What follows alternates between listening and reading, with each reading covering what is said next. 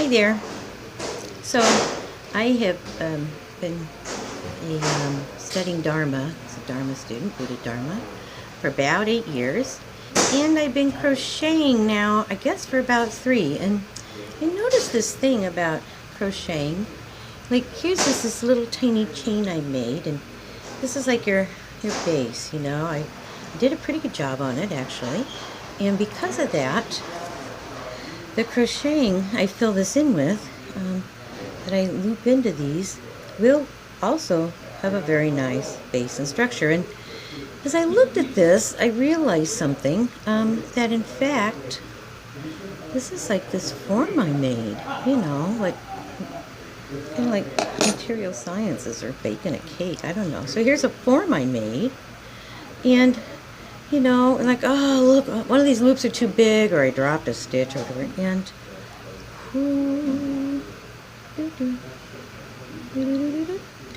empty. Form to empty.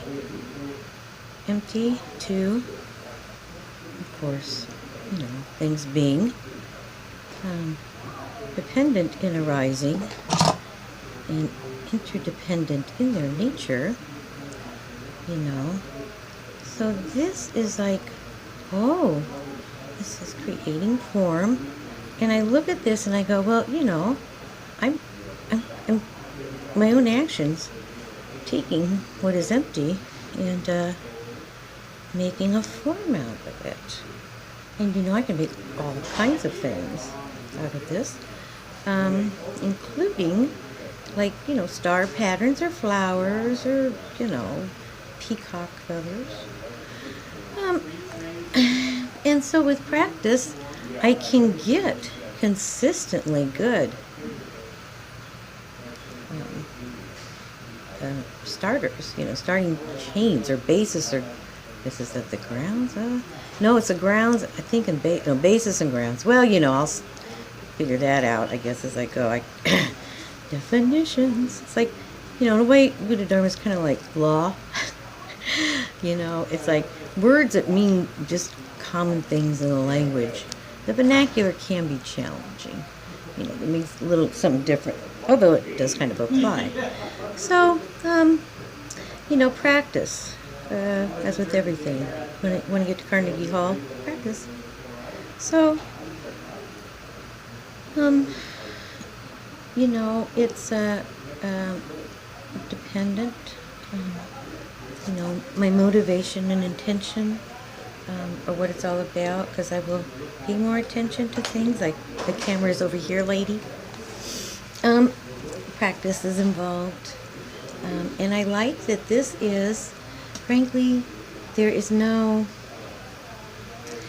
you know, there's no big psychology behind this. It demonstrates nicely, which as Westerners especially, we are kind of oriented to that that physical aspect. You know, we actually kind of understand material sciences pretty well. Because of that, we see things empirically, and science, by definition, really, I guess, the first characteristic of it is it's replicable. So we tend to relate to this kind of thing, and you know, explaining it, what the experience is like, oh, a teacup is a teacup because we say it is, because that's what it does, or, you know, Camus, and what is a chair, you know. So I kind of like this idea of, it's like, I think maybe like the old way they used to teach to read. I don't know what they're doing now. I'm kind of out of that loop. But in groups of words and not the individual word, and then putting it all together. And I think one of the things I did read about learning was they're finding that people who grasp things quickly, I don't know about the intelligence level, but they grasp things quickly, tend to understand things in organized units rather than individual parts that come together to make something, more of a synthesized sort of thing. So I thought that was interesting. And I just kind of wanted to put this out here, maybe get some feedback from people about the idea of, for people in the West, a simple, more empirical statement of how things work. Buddha, Dharma pervading all, should be able to be found in all things. An idea to kick it around as a basic kind of developing a set of principles of here's an example and another example of how that idea works. And then from there, people can wade in, as they want to swim the Atlantic, they can, if they really want to go, a full route on understanding this, through philosophy or psychology. So that's it. Thanks much. Enjoy.